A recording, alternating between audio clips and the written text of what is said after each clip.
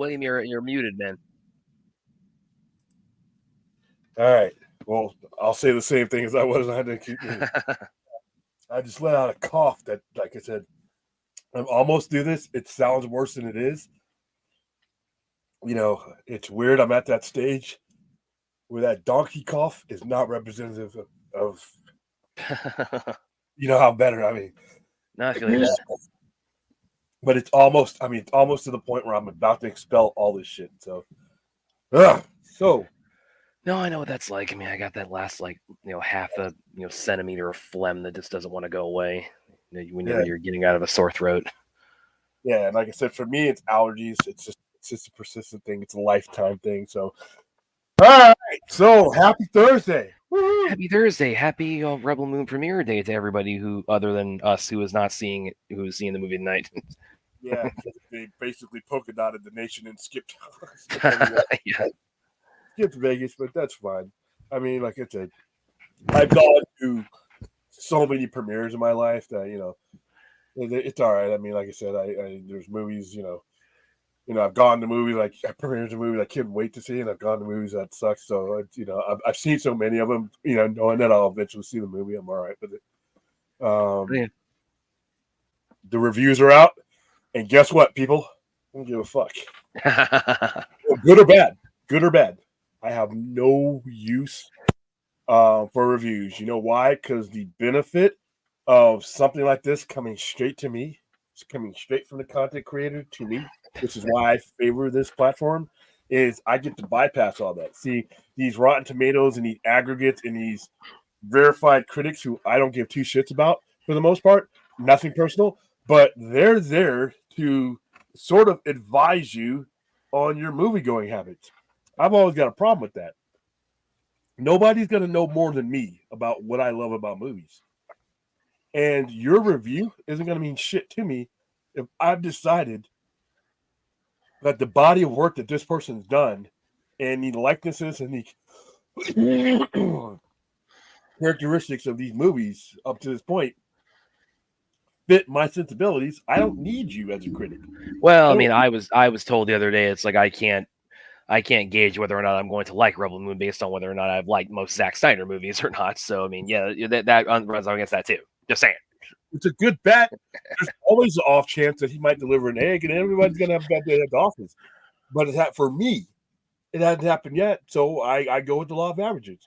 But in any event, I don't need some random dude that I've never heard of, don't know, has never gone to the movies with me. Doesn't even, I don't even know if he's into this type of movie. Why am I gonna rely on him? And see, like I said, with Netflix, I don't have to. Your $14.99 subscription covers thousands of movies, so it's not like you're taking a financial risk right now. So I don't need them. I know the reviews are out. I hear people talking, and I just don't care. I mean, it seems pretty positive, though. Yeah, like I said, and I can't think of right now. I can't think of a more useless thing for me personally. I know the movie and the studios are going to want great reviews and have at it. But as far as me, the consumer, I can't think of anything right now at this moment more meaningless than a critic's opinion about Rebel Moon. For me, not that I don't respect their individual opinion, but I'm not going to use that and apply it to how I feel towards the movie. Everybody's has a right. All films are subjective. Love it or like it, whether you love Rebel Moon or like Rebel Moon, if you're one of the people who saw it tonight, that's your individual opinion. There's no wrong answer to that. It's how I apply that or choose not to is what's going to be the most important part to me. And I always tell people, if you're interested in seeing something, go see it. Go see it. Be your own judge. And especially now, if you most of you if you have Netflix already, it's not like you're spending 150, 125, 150 to take the family out, and you're concerned about, hey, is this a good risk? You flip it on, there it is, right there. Here you go. Most of you got Netflix right on your Roku or on your TV, and if it sucks, there's this little button here. It takes all your pain away like that. So, but I got a feeling I'm going to like it, and like I said, I'm not going to. I told you guys before a couple of days ago, I'm not going to give two shits about a critic's opinion about any movie I go see from now on, because I've wasted too much time, I've wasted too much energy, and I've screwed myself out of good movies that I should have saw on a larger screen Because in my younger years, I was dumb enough to listen to somebody who wasn't spending my money, who wasn't online in line with my with the things I love out of a movie, and like I said, it's you have to be able to apply someone else's opinion to what you want and what you are going to do. And I think that we've lost that with these critics, these aggregates. So, like I said, I've heard a couple things, and like I said, I just went, okay, cool. I will be there on the 21st, and I will form my own opinion. And then like I said, and beware, you don't, and when you hear these opinions one way or another, some of them are going to be some of the stuff I did here where that was not in the movie was things I want in the movie. I'm like, you guys are thinking about some of these things as a negative. You're checking off my list of why I'm going to be there on the 21st. And I get that a lot of times with the horror movies and things like that. Oh, it was just a shallow movie with a bunch of stabbing and killing. Yeah, thank you.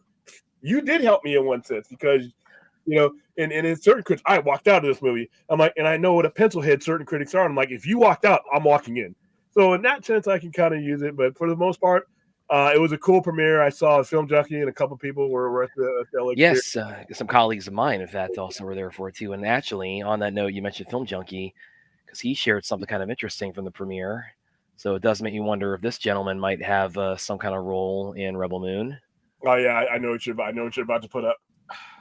That'd be good cool. Old Mr. Mr. Carr. Wayne T. Carr in Brightest Day and Blackest Night. Is he in Rebel Moon tonight? I'm gonna guess yes. I think that might be an indicator, that he does have some kind of presence in Rebel Moon. Yeah, I mean, it makes sense. I mean, like I said, people knock James Gunn for surrounding himself with people that he's worked with. Why I'm all for it. I defend him on that one. I'm like, you're about to spend hundreds of millions of dollars of somebody else's money. You better do this right, and doing it right means the people you've gone to the trenches with and had success with, of course, have them with there. I mean, I wouldn't be surprised if Zack Snyder used pretty much everybody in his that he's worked with in these feature movies. I'd love to see Gal Gadot in the Norse movie. Yeah, exactly. Well, especially also with Wayne, of course, being he filmed the Green Lantern scene with him, and didn't get to use it, because of quote unquote plans the studio had for the character. So yeah, it definitely would make sense that he would because he brought Ray Fisher and brought Ray Porter in. So yeah, it would make sense he would want to bring in Wayne T. Carr for some kind of okay, we didn't get to do your Green Lantern scene, but I got the sci-fi movie coming up. I want you to come aboard for that. Yeah, like I said, everything's on the table. Hey, our fundraiser is still where it was at last night. So if you guys, I mean, like I said, I'm already speaking to the choir for the most part. So like I'm gonna. The weekend is when I'm really going to be pressing as far as like getting on other people's streams. This week I've just been feeling like crap. I feel you, man. Hopefully by Saturday or hopefully by Friday. Hopefully I can get a couple minutes on Junkie if you let me on to promote this. But we are halfway there. I really do want to try to between Friday and Sunday night to reach that $4,000 mark and get it going there and just try to put the campaign in front of many people as possible. I got a video that's going to be hitting on Friday that's going to help promote the campaign. It'll be a little TikTok video that people can share around. It'll have the link and everything on it. So, but like I said, I never ran a campaign like this, and I've never ran one during the holidays that wasn't for the holidays. Like I've done Toys for Tots. I've done that with the Marines. I've done homeless stuff. I've done socks for homeless people. I've done, food drives. I've done toy drives. I've done all these things. A lot of them are local, but a lot of them are along the lines of what's already happening with Christmas. Like, you know what? You're already buying your kid a gift. Buy an extra one, a little cheaper one for, a kid in a shelter. You're already coming to the store, bring a blanket, and I'll give them to Metro, and Metro will give them to the homeless people because it gets really fucking cold out here. Things like that are along the lines of what you're already doing for the holidays. What this is kind of hard because we're doing – it's a good cause. Well, obviously we know it is, but it's just not not the usual holiday cheer type of thing. And it's at a time where, like I said, it doesn't necessarily line up with the retail vision of what Christmas is as far as Christmas donations. So yeah, this is a little bit tougher than I thought as far as like being able to get the kind of exposure that I want because everybody's going everywhere. Everybody's out of town. And then, like I said, next week we're literally holding this thing on the biggest, probably the second biggest travel day of the year, because it's the first time in a long time that the preceding Friday is Christmas going on a Monday. So yeah, it's going to be tough, but not doable. Tough but doable. Yeah. Tough but doable. So if you guys can help out, that's great. Absolutely. And I was on the Four Nerds a few hours ago also, and of course I gave us a good shout out for that as we were wrapping up. So okay, cool. Need to get on that show. I wish I could get on. I wasn't available today. I wish I could just crash that show, kick you off, and put me on. I'm just kidding. But yeah, we obviously have Nicotina. Hopefully Nicotina can push it for us as well. He shared the thing. So hey, let's hit the chat real quick before we go into some of these topics. Whatever. Yeah. Well, thanks for that, Ray. I've already achieved a huge feat. Yeah, we're absolutely blown away by everybody's generosity. And of course with the big shout out in particular we got from the man himself. But of course we do want to hit that goal. So yeah, if you can, please consider a donation. And if not, just sharing it around, just let people know about it. That's also very helpful. It'll make me lower the goal to $3,000. Just Rhea bringing her Rhea positivity to everything. Thank you very much, Rhea. I hope so. I would like to be over by then, but if we reach it during the event, that's fine. Oh boy. Yeah, still Wayne T. Carr, yes, like I said, we just showed a Film Junkie seeing him at the premiere there. Yep. Where's Droga here? It's 38. Dying for this heat. Yeah, so what does that come out to in Fahrenheit? That's like what? 100 degrees, man. Oh man. Yeah, he's in Australian summer. I trust you. I know. I'm in another desert. You're in one. I'm in another. So where are you at, Vince? Right now, it's 100 Fahrenheit for you. No, he's saying that's 100 Fahrenheit here. Oh, okay. I got it. Yeah. He's using So yeah, that's why. That's what I mean. I know what that means. I've heard that before. Yeah, Celsius to Fahrenheit, I'm always a little bit wobbly on like me too. That. It's like metric too. Okay. Dork Knight says it's Siphon and Solids right. Have you seen Dork Knight? Have you seen Rebel Moon? Yeah, who here has seen it? By the way, it's kind of cool. Yeah, I know some people in our circles have seen it. They couldn't relate. It was. We know a number of people who were at the LA premiere tonight, and some others who are going to be able to see some early showings or have already. So yeah, anybody who's seen it without going into spoilers, please share your thoughts. He flew out. He's in Iowa, isn't he? Yeah. Steve and his wife, they're both in Iowa, and they flew out to California for it. I just he didn't tell me he was doing that, by the way.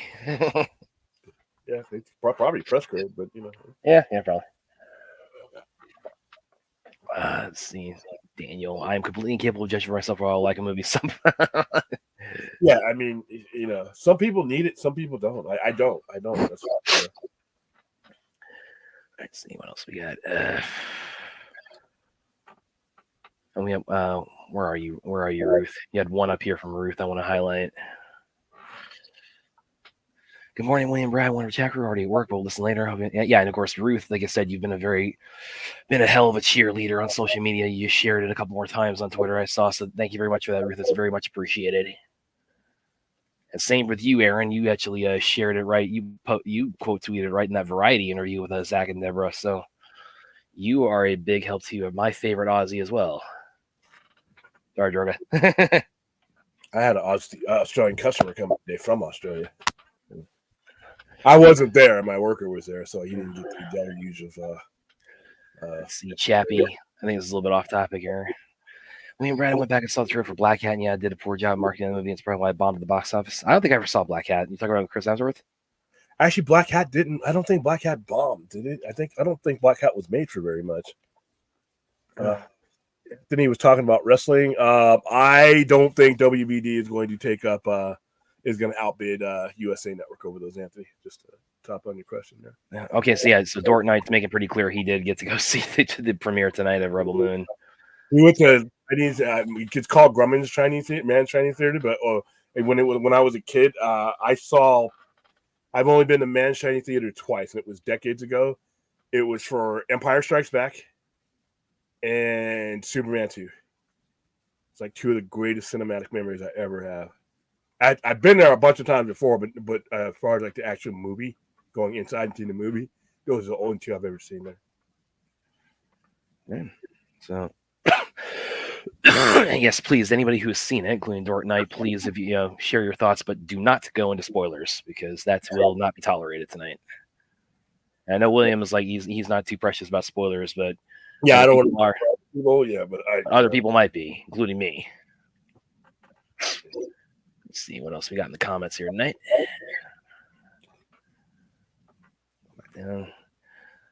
William, we consider writing incentives, different tiers of donations, not to make it transactional, but could help. Yes. Free digital codes for movies. Movie watch party choices, dedicated streams, little to no cost on your end, just my 2 cents. Yes, and I will unveil those. I was going to unveil those today, but I've been feeling like shit lately. But no, I have some tiers and stuff, and there will be a video that is being produced that is going to. What's tomorrow? Today's Thursday. Yeah, It'll likely. I have one more part of the schedule that I want to link up with it, and then if that all comes through, then I'm going to be revealing some of the incentives this Friday. Some of the stuff I had to wait to come in to see if I could actually get my hands on it, and some of that stuff is scheduled to be here. So I have some actual merchandise incentives, and I do have some other incentives that I'm still waiting to confirm. That'll be really cool if I can get them in. I got those, and then I got a list of about 10 things that will be revealed on Friday, and then we're gonna highlight those things that actually be part of the Saturday overnight show. We're gonna open up the show. We are actually not open up the show because we still got some other segments, but there's going to be a big part of that first hour that goes over all these things, and then there will be the only thing I have to do right now is figure out, like I said, some of the people who are donating anonymously. I can't really fairly include them because I don't know who they are. Yeah. So I'm just trying to figure that out. Other than that, but no, we do have I have a list of incentives that will be revealed on Friday. I just got to figure out what it is. But thank you. Yeah. Oh, I'm sorry, Droga. I'm sorry. He's talking about my comment about Aaron. Oh. So he was at the end. So yeah, if you got any thoughts, please share with us. But again, just avoid spoilers in the comments, man. If you want to send spoilers, you can just send them directly to me on my DM. I don't care. I absolutely refuse to spoil anything about the movie. Okay, good. I'm just kidding. No, don't tempt him forth, please. Don't be forth tonight. And wait, Aaron, if you're still here, have you seen any Rebel Moon merch in any stores? Yeah, again, I'm still wondering, like, as far as like what they got going on in Australia, if they don't have a Walmart out there, where would they be placing all that merchandise in Australia? That's smart. Chappie, right here.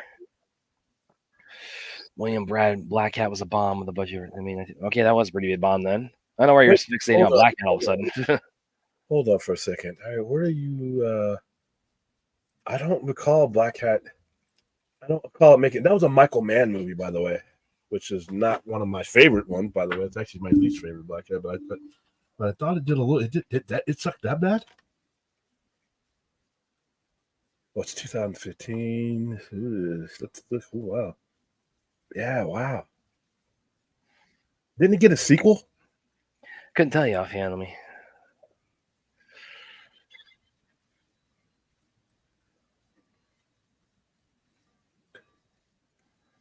I heard. I thought there was a whatever. But yeah, a lot of Michael Mann's movies, unfortunately, lately have gone that way. He's doing Ferrari though. Yeah, he breaks that trend. Dork Knight. My thoughts on the movie is it's everything you think a Zack Snyder sci-fi film would be, and it only makes me want the R-rated cut more. Okay.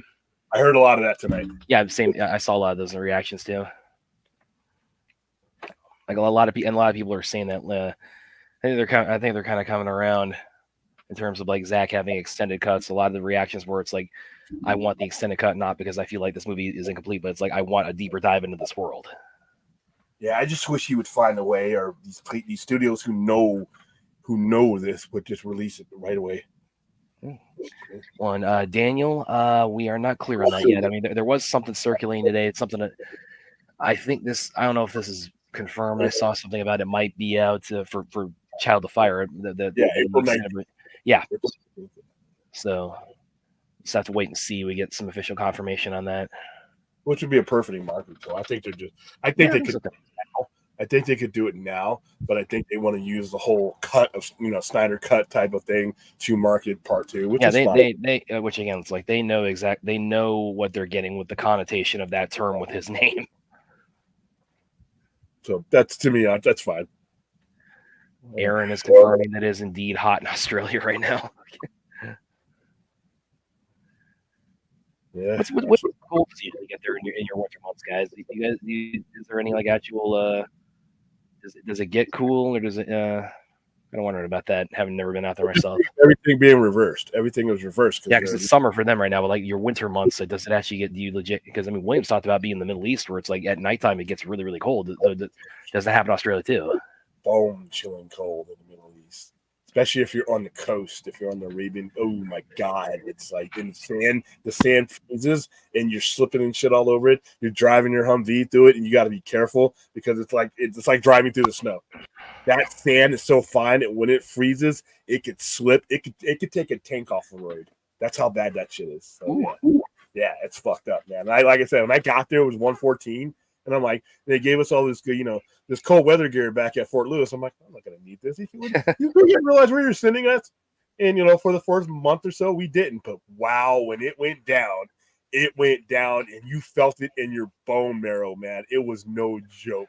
There was if any part of your body was exposed to that air, it was freezing, man. I was like, I've never been that cold in my life, and I never thought it would be there that I would be that cold. I've been in snow that was warmer than it was there. Wow. But then we all knew what was coming, so we're like, we'll go ahead and enjoy this. And when it got hot, like I said, black people don't burn often. I burned over there. It was wow. It was hot. Like I said, I was riding on a dune buggy, watching my skin on my knuckles burn and fly off. That's how it was, man. Yeah, and Droga just sent me this, and actually, I'm going to pull this up right now because we have cinema incoming, guys. Is that what he said? Let me get that. Come down here. People like for his opinion. I'm like, you know what? Man's got a right to his opinion. He'll bash comic book movies. I'm like, okay. Like he's Martin Scorsese. Well, it's like I don't know why anybody felt like. I remember when that first started. It's like, why did anybody think that Scorsese was going to be like big on superhero cape shit in the first place? But even then, it's like, why do you need him to validate your love of that? It's like I don't even need him to validate my love for mafia movies. He makes some of the greatest ones. Yeah. So, But for Droga, Breaking Kilos, Flower Moon, director Martin Scorsese, that's Rogue Moon. 123 of his best movies. Zack Snyder achieves what one can argue is the most cinematic depiction of wars and the stars ever committed to film. Perfect endorsement. All right. Well, there you go. Awesome. All right. So, Warner Brothers Discovery's odds of bankruptcy. Rhea actually brought this to my attention when I saw that too. Yeah, and I actually mentioned it a little bit on the 4 Nerds, and yeah, that was a bit of a. I'm surprised it's not blowing up more than it is. This is one of the reasons why. Remember when I say this whole 10-year plan with James Gunn and all this, and the percentage of that's the 40% chances he has for success. It's not like I'm stepping on James Gunn and saying no. Yeah, he's done some things that might could set him back a little bit, but not anything major. It's the situation, man. I mean. This is not coming from this is actually an analysis that was actually a legit analysis from people who take a look at their portfolios. And I waited until I saw it from several legitimate, sources, and then I saw it already. And then I'm like, because I didn't want to be like, streaming about some bullshit that, it's just basically a headline type of deal. But when you read the analysis, it's not bullshit. It's actually legitimate stuff that could be like, Now it doesn't say they're going bankrupt, to be fair, but it just gives a stark analysis. Let me go ahead and bring this up and so we can read it. When you give odds high, though, that is staggering. And they're up against a lot, though. But remember, though, this if you're watching this show, this should be no surprise because we told you about when everybody was dogpiling them about, oh, why are they doing this? Why they're getting rid of my childhood? They're taking all the cartoons away. And I'm like, you know how much debt they're under? You know what debt does to your stock? You know what debt does to your interest rates? It basically devalues every dollar. You're taking 30 to 50% away. So that money you have locked up in this company isn't worth what you invested in it. So it really it's a tough one for them. All right, Warner Brothers Discovery probability of bankruptcy is used to show its chance of financial distress over the next 2 years of operations under the current economic and market conditions. Warner Brothers Discovery probability of bankruptcy is determined by interpolating and adjusting Warner Altman Z-score to account for the off-balance sheet items. And I'm a better reader than this, guys, but my eyes are swollen. Missing of unified public information. All items used in analyzing the odds of distress are taken from Warner balance sheet, as well as the cash flow and income statements available by the company's most recent filings. Check out Warner Brothers Pestrosky F-score or Warner Brothers Altman Z-score analysis. All right. So Warner Brothers probability of bankruptcy is a relative measure of likelihood of financial stress. For stocks, the probability of bankruptcy is the normalized value of Z-score for funds or ETFs. It is derived from multi-factor model developments by macro. This is a lot of shit that I haven't heard in a long time.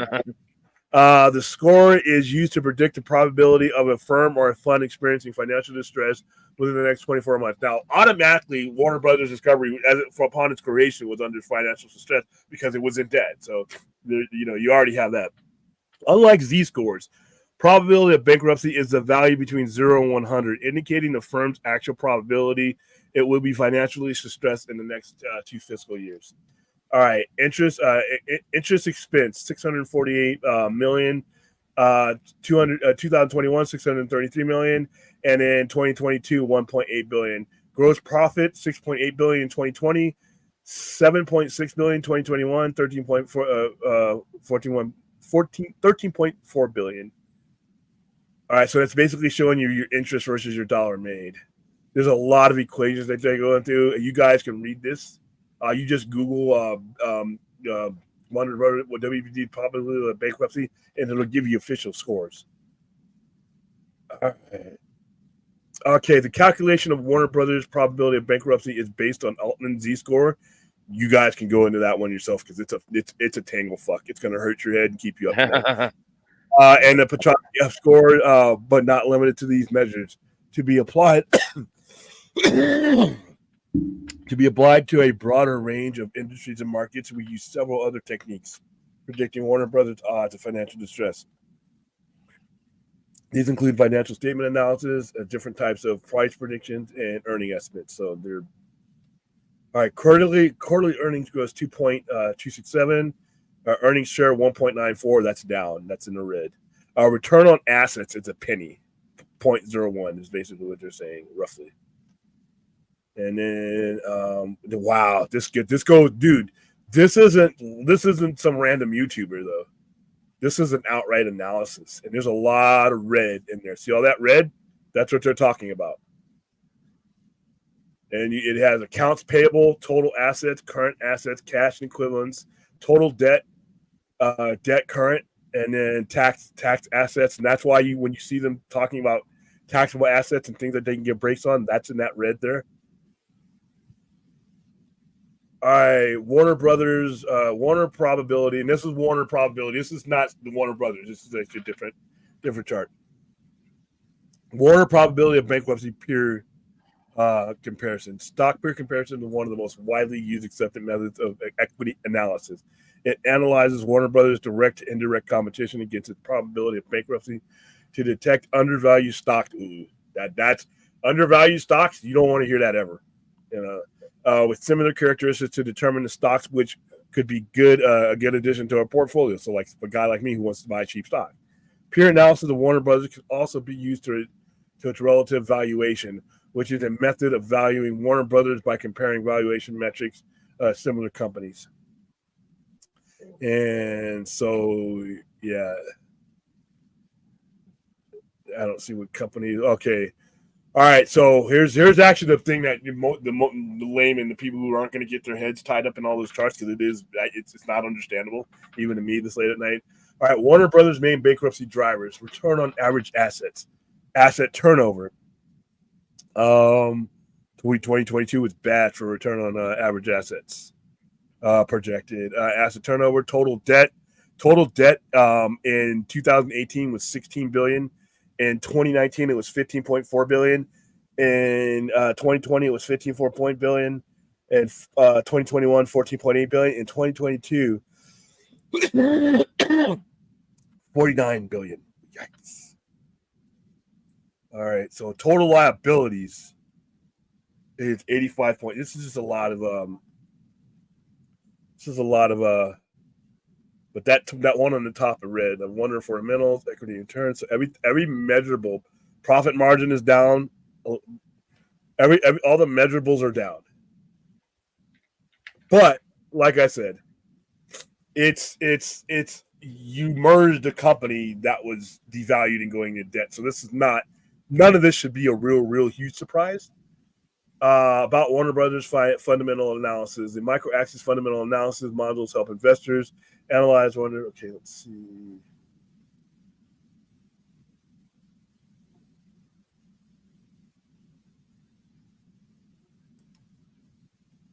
And then it gives you and then there's like a lot of tools for if you want to buy, because this whole thing right here is also used to advise people on how they want to, if they want to buy stocks and all that. Right now, I think it would be a great time to buy Warner Brothers stock. If you just want to pile up on a cheap stock, because I think it's like $11 or $12, and that evaluation is going to drive it down even more. But it won't be that way, whether it be a merger with another company or whether they pull themselves out of debt. That stock will eventually go up. So if you're currently purchasing that, I would just say continue to purchase. Now, how does this apply to, like I said, this is just one of the things that makes it to where this is going to be my road to Superman Legacy, because I can't trust this. This is something that leads to people changing at the top. And if the top changes, the bottom changes with it. And this bothers me to the point where why am I getting excited about anything going forward when I could be back here having the same conversation within the next 3 years, if not sooner? According to that, 2 years. It just makes me wonder, because if you think that a new CEO or a new head of whatever is not going to come in and change plans, then you missed a guy named David Zaslav coming in and changing plans and hiring someone else that came in and changed plans. If you make the investment to acquire a company, especially out of bankruptcy, generally you get rid, or those people leave. It's kind of like the same situation when AT&T sold to Warner Brothers. Those people got chased. And now you're talking about, if Warner Brothers Discovery sold again, it ain't going to be for the 46 whatever $billion it sold before. It's probably going to be less, which means that gets added on to the debt sheet, because now that money was financed by somebody. Somebody put that money up. Somebody's got to get paid back. So 10-year plan is like, what? I need to see a 2-year plan for Warner Brothers Discovery. As far as, the ground that they're on right now is like quicksand to me. You know what I mean? I'm not rooting for them to fail, because it would be a disaster. But can you see where I'm coming from when people tell me, just wait for this, just wait for that? What am I waiting for? What's going to happen first? I just, I would need to see this actually. First, I need to see it happen. And then 2, I need to see it progress. I need to see it move forward. And in this environment, can anybody out there in the chat or YouTube anywhere even give me a 50-50 that we're not going to be dealing with new heads of anything within the next 3 years? And if that's the case, I just wasted my time. It has nothing to do with how great a movie James Gunn puts out. He could put out Scorsese level mafia stuff, right? It's not going to matter if the situation isn't right. And it's not just me saying it though. There's literally I just read you a lot of stuff that should hurt your head, but it's actual factual stuff. Where the company is right now, like I said, how can I jump wholeheartedly into anything Warner Brothers is doing right now when I don't know what we could be, like I said, talking Warner Brothers Paramount or Warner Brothers Viacom or Warner Brothers WBUD, or I don't even know what the company's going to be in the next 2 years. So when you guys hear me say I'm going to Blue Beetle this, I'm going to Blue Beetle it. I just can't do this again as far as like, getting excited, getting going, gung ho, and then just hanging out, going to the theaters and just, totally getting into this when I don't know if the company that is putting this on is going to be the same company that actually launches this movie. Superman Legacy comes out in 2025. For everything I just read you, it was a 2-year evaluation. So basically, right at the time that this comes out, the entire studio is going to be riding on that one movie, which is never good. You never want to be in a situation where you need Babe Ruth to come in and clear the bases. 2 outs, bottom of the ninth. Never want that situation. So, what do you think about that, Bradley? Yeah, it's one reason actually why I leave most of the business thought to you. But the figure they're putting on it, like 60% odds of bankruptcy, it's like that's like, yeah, I saw that. I was like, wow, that is. I thought that was exaggerated. That's why I read you guys and bought this up. Read that whole spreadsheet of it. Yeah, I didn't want to be speaking out of my ass. I actually pulled up the people who made that. Now, those are actually the people who came up with that analysis and published that. And like I said, those are the people that I think the same link that Rhea put up. That's staggering. Now, once again, just like I said, James Gunn has 60% chance of failure, 40% chance of success. You still got 40%. That 40% is still in the room, and it's still good odds. I wouldn't want to be a company, where they are at 40%. I mean, that's tough. That's just, like I said, I gave you the number of the debt. You saw the debt, and they gave you each year that it rose up. Each year of mismanagement. I'm not just taking aim at our hated people, but that's what happened. Yeah. The devaluation, you paid a certain amount of money for the company, and it got devalued, but you bought it at a certain amount. So basically, what it is the difference in between when AT&T bought Time Warner at 70 some odd million, and where they sold it at 43 billion. That's the difference in the debt that they have. If you look at it, it's like somebody's still on the hook for that devaluation. Hold on for a second. What do you think about that, chat? Did you understand? Well, actually, we got a few comments here that kind of reflect some of what I've been thinking, which is Ford says I'm canceling Max. Max sucks, and Azteca says I've gotten rid of Max for something which is discovering nothing. And there was one more about Max here. Let me see if I can find it.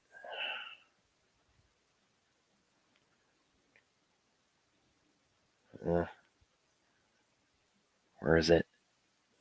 The funny thing about it is Max is actually the profitable end of it. So you definitely, the Max is actually one of the things that they did. But the weird thing is like I feel that because like I've been drifting in that direction myself. Where it's like with how much they're pulling off of Max, and of course they're putting so much of the DC stuff, on either Netflix or Tubi, and of course, I mean the main driver that got me there in the first place, ZSJL. I mean, it's like that's on digital download and physical copy now, both of which I have. So it's like I'm kind of even wondering, like, the only thing I can think of is like, I'm wondering like what's keeping me there at this point. So for me, it's still the best streaming service. But what I need them to do though, and I don't care whether they're going bankrupt or not, bankrupt companies still do shit. Trust me. There are a lot of billionaire bankrupt companies that are still acquiring other companies. I really want to see them make an investment in their content, because if you do that, you stabilize your revenue stream. You don't get up in front of a bunch of starving theater wolves and tell them you're going to make everything better for them. You right now, in my opinion, I'm a fucking idiot, I will admit, but I want to make the money as fast as I can. I want to get the highest percentage of money I can. I don't need my prime rib getting pecked on by the dog, the cat, candlestick maker, the mistress, the other man, Everybody that eats at the table, I got to shove those people away from the table. I need to get my prime rib. I need to run down to my end of the table, and I need to eat it myself. That's what Warner Brothers really needs right now. They really need to be making. They need to have a revenue generator, but they're going to have to invest into that. And like I said, I don't think Max is the key to me. I don't think you can get away and get around making maximum investments in your streaming and in your cable services and not do it. That is the best and easiest way for them to make the money back. They're not going to make it back in the theaters. You think Aquaman's going to help them clear some of this? Fuck no. They're not even doing a screening out here in Vegas, which is not shocking. But you need revenue generators. You need the Netflix model, what they've done. Netflix has invested hugely into their stuff. And I know that we're not going to do it. You're trying to go through a theater model. And like I said, as a guy, a lover of cinema, I understand the nostalgia. I understand the connection. But the person that the other side of me that knows what it means to need to make money really quick and increase your value, doing stuff like the other streamers have done. It's just, you're going to have to you're either going to have to go somewhere. It doesn't have to be your money, but you got to go somewhere. And I can't be waiting at the end of House of Dragon season 1 and then drifting off for 2 years before you bring me a season 2. Your ass needs to have something planned in between. Every time one ends, another begins. And that constant string needs you, and you keep those subscribers on. But I don't understand what their direction is, but I'm not in their boardroom. But Max is not the problem. Max is the most valued thing that they really have. Max is the most profitable thing that they have. So they really need to make it the focal point of the company. That's what I've been saying that for years now. Everybody told me that the streaming bubble has popped. I'm like I said, I got a flying goat that's in my front yard right now. I will mail it to you free of charge if you think that that's the case. These guys are making adjustments right now. Nothing burst. So Anthony says this is why I feel bad for James Gunn a little bit. It's because the dumbass decisions of the previous regime are forcing him to over-deliver with this Superman. Yeah, and that's not fair. That shouldn't be the case, but you should be worried about this movie making a good return, not over-delivering. Well, the first thing, and I hate saying this about just making a good movie, you need to understand that this movie might not make you any money. But you need to put yourself in that position. You can't be financially desperate that this is Babe Ruth at the bottom of World Series Game 7. You got 2 outs and 2 strikes. Superman Legacy should not, just like The Flash, none of these movies should have to be the Babe Ruth of the game. And it's not fair to James Gunn because he's coming in with the weight, someone else's weight. And that's not fair. And to be honest with you, you brought him into this and totally blew up everything, which adds to your odds of that's unfamiliarity. That's unsettling. There's no stability there. And you got 2 years on top of that. Where, like I said, 2 years is forever, but there's a lot that can happen in those 2 years. Hopefully things turn around. I just don't. But once again, it's not just random YouTubers saying this stuff right now. This is people who would analyze. These are people. The whole purpose of that is to make an analysis of whether you should be buying their stock. And if you're buying their stock, it's because it's been devalued. It's a smart thing to do.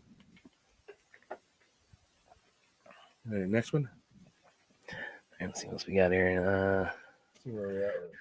Are Netflix and Hulu the only streaming services that report a profit? Streaming services will have to consolidate or go away after seeing. HBO Max reported the profit. Warner Brothers Discovery did not, but HBO Max did.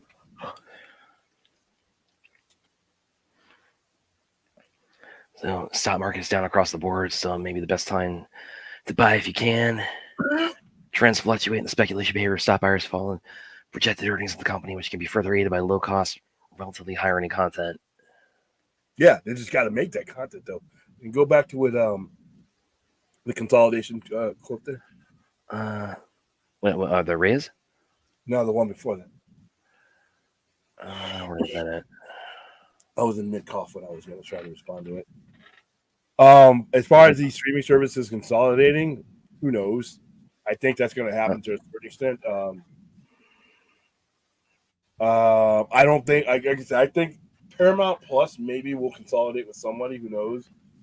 But you're still going to have you're still going to have Hulu. You're still going to have Disney Plus. It's basically the same company. You're still going to have HBO Max. You may not have Paramount Plus, but you're also going to have Amazon. So you'll have, even if you consolidate, you're still going to have the big three. So I think we'll be fine. Next one. Hi, Ghostly Visitor. I have a serious question. Just because they're predicting 60% chance going bankrupt doesn't assume it's going to happen, because look at what happened to AMC. Yeah, you're 100% right. Doesn't mean it's going to happen. But what happened with AMC was a miracle. It wasn't something that that was supposed to happen. They would have been bankrupt if it wasn't for that stock purchase. That the raid on their stock. If that doesn't happen, the raid on their stock got them like an extra $1.2 billion to play with. But that raid that happened with them, that doesn't happen all the time. That almost never happens. But you are right about just because it's projected doesn't mean it can happen. There's a lot of stuff that was listed in that chart that they can do to turn it around, and I'm pretty sure David Zaslav is. But man, that's still unstable ground to be saying that while you're doing this, and I hope he comes through, and I hope you do okay with it. While you're doing this, I'm supposed to think that your universe is going to be around beyond the first movie, and that's really hard for me to negotiate when I've already been burnt by having things pulled from under me again. So, but also AMC is still a very poorly run company, by the way. So just a thought. Droga raid on their stock. Raid.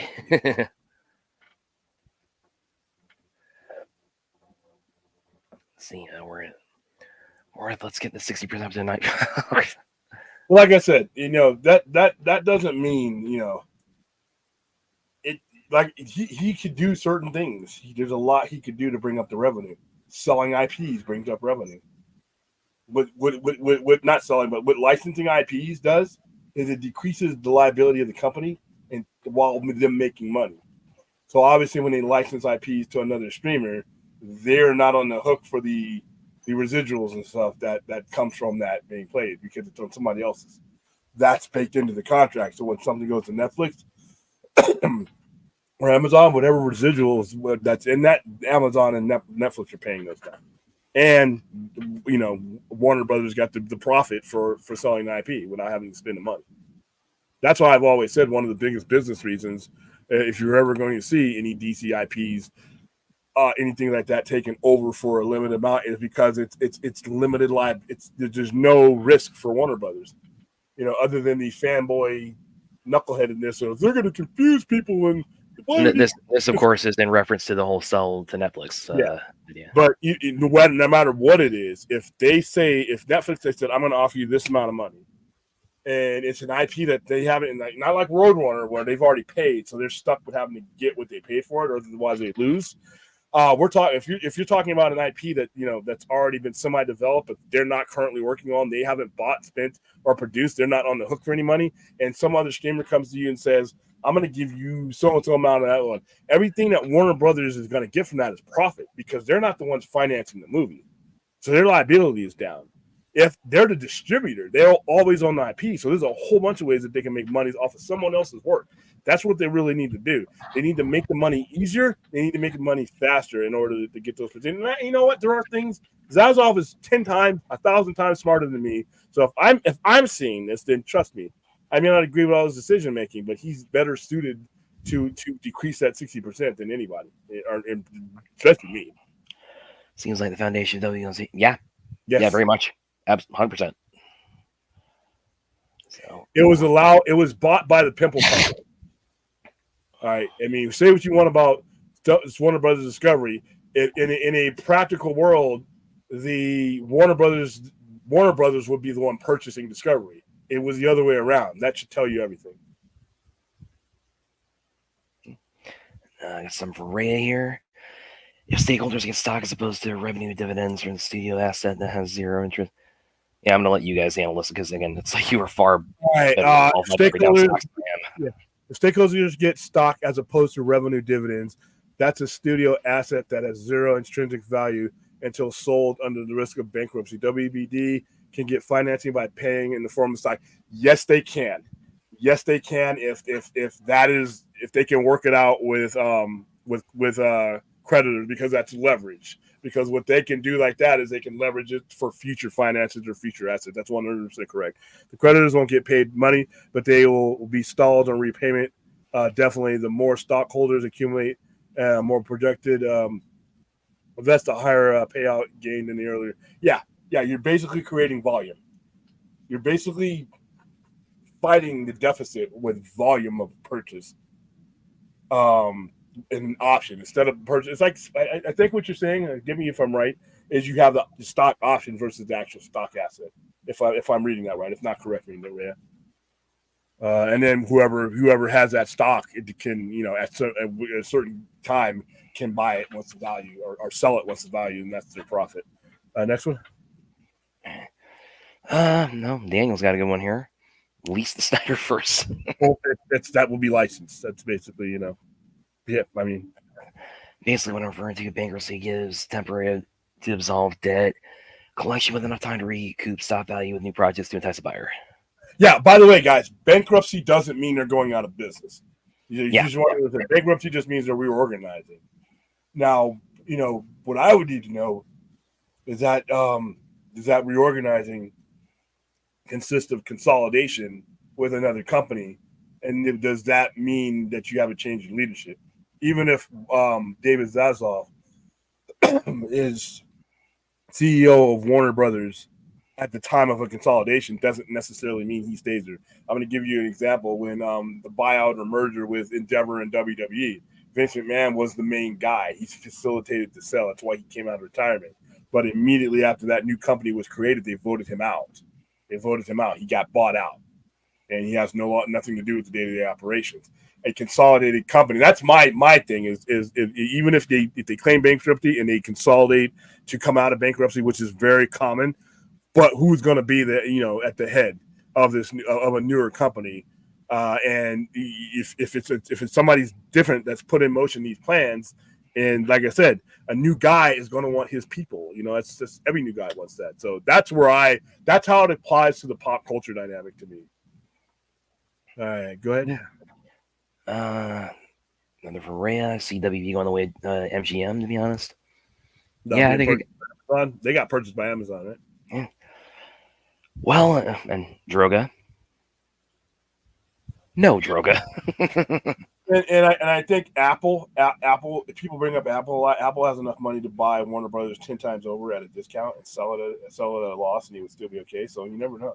But once again, if Apple does it, Apple's they're going to want to put in their own people. So that's what gives me pause about jumping into all this, because shit like that can happen. And nothing I just brought up has anything to do with the content quality of Superman Legacy, but it's things that can very well affect it. Yeah. Well, I mean, of course, this is actually leading to a lot of questions here on what was once a banned topic. Bright side might increase chances of you let Netflix continue the Snyderverse, and similar from Chappie, this is making it more possible for Snyderverse to be licensed over to Netflix. Okay, before I even go in this full disclaimer, I don't want it. I want it concluded. If Netflix does it, I want it concluded. I don't want. I don't want 25 more movies. Yeah. No, I don't need 5 more movies. Personally, I don't need 5 more movies. I don't even need to. Give me the consolidated version of the story and get it out there, get it done. I don't need 2, 3, Man of Steel, 20, 30, 50, 60. I don't need that. I don't think we think we want that, but you don't want it to get so drawn out to where the probability of you getting a proper conclusion decreases. If you're going to present this to somebody, present it as a closed-ended thing. Let the retailer decide from the results if they want to do anything like that. Just like Kingdom Come back in 1986 was presented to DC as a four-issue limited series contained within itself. And its sales and its impact dictated that DC, who owned those IPs, went in different directions with it. But as far as go back to that previous one too. From Fun? Okay. Yeah. Because it kind of goes on to long that one. But by side, it might increase the chance WC will let Netflix continue. To be honest with you, even just to take the Snyderverse out of it, let's take Netflix out of it. transaction right now. Just everything I told you is if you want to get the profit going, you can just get a quick buck off of that. Yeah, you really just want to go ahead. I would do it simply because, once again, it cost me $0 to do it, and there's not enough reason. It cost me $0. Somebody else, that it's up to Netflix or whoever the gainer is to get the financing for it. It's up to them, and they'll probably have that before they even made the pitch. All right, you as a distributor, if it gets a theatrical release, that's all you. If there's toys or anything else to be made, money to be made, that's all you. So it's one of the things that was a problem on that chart is not getting enough value for the dollar you spend. They would spend nothing on this and they would get money. That would be something on their sheet that would actually improve. And I think they should do this often. I think there's a future where WBD, and Snyderverse aside, a whole bunch of other things is going to be licensed out to better suited streamers or content creators, like you saw with the Batman, the animated thing that they were doing. Other streamers are better suited to do that stuff, and then Warner Brothers makes their money back, and they make a little bit of profit because they worked that in the deal, and that's why you're running into the sticking points with the whole Wile E. Coyote nonsense. Is because why if I'm Warner Brothers, you were asking me to do something that got us into debt. So if you're going to take this off, if I'm not going to get a tax break on this, then I need to make money off of it, not break even, not lose money. If I'm going to forego a tax break on it, a limited tool that I have for a very limited time, then they need to make significant profit on it.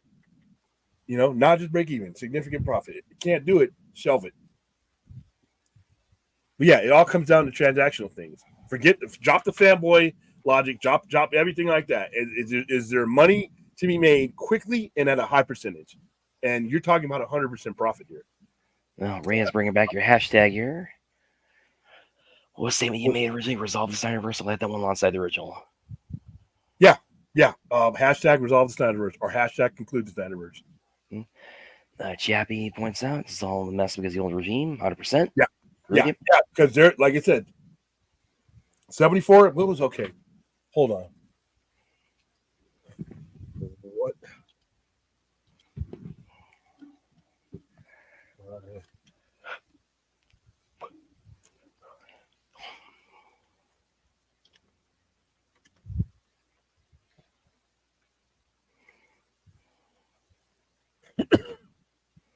All right, October 22nd.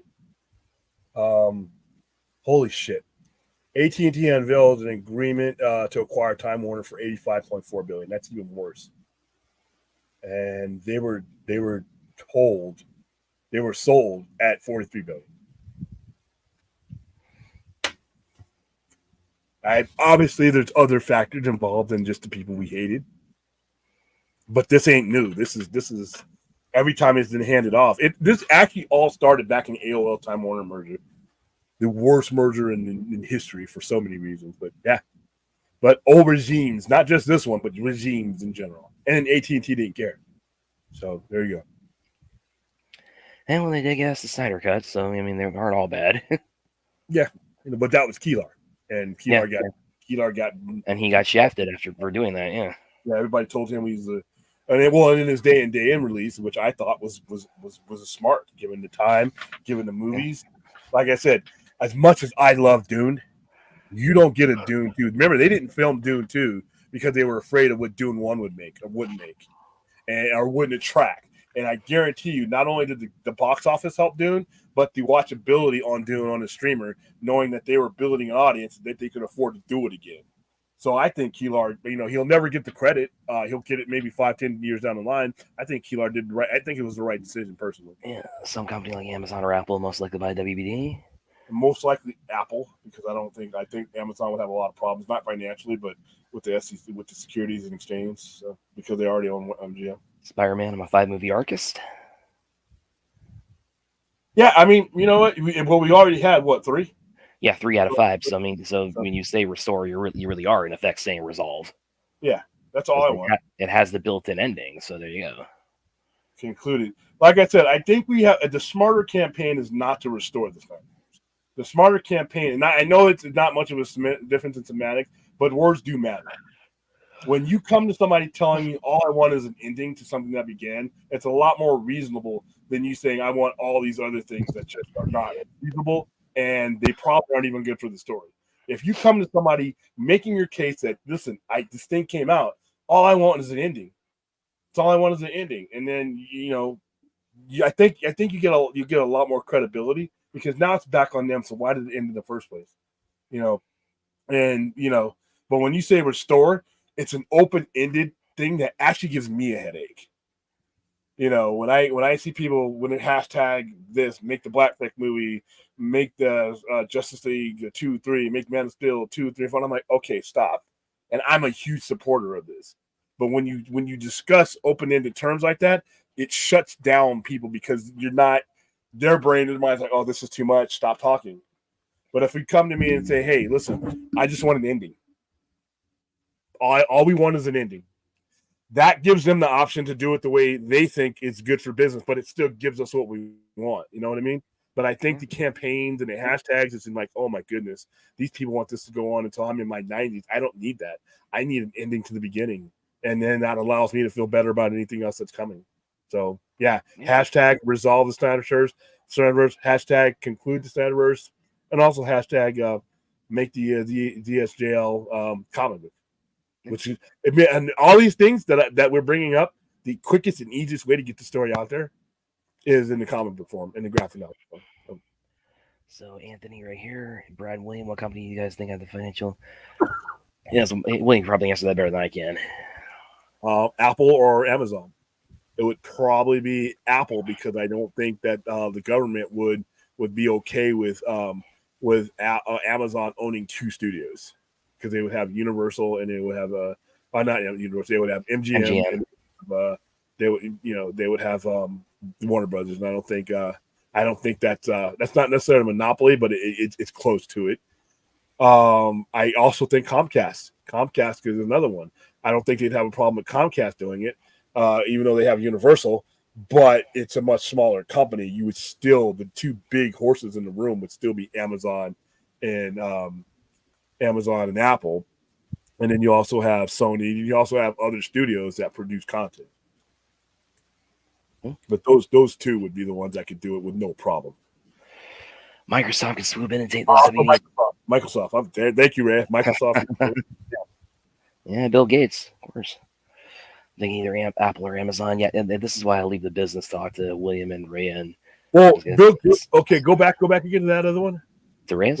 Microsoft. Microsoft could do it. Microsoft could do it, and they could use it. Yeah, you're right. And they could use those IPs. Oh my goodness, that would be a huge sales pitch. I would be beautiful. Could you imagine the amount of story you could put out with the apparatus that Microsoft has? Man, it'd be great. Next one. And close the final chapter. I'm assuming you're talking about the Snyderverse stuff there, isn't it?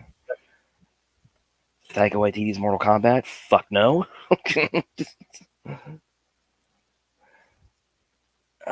Question from Aaron. Could a foreign company eventually buy WBD, for example, Geo Cinema? Yeah, I'll let you take this one, William.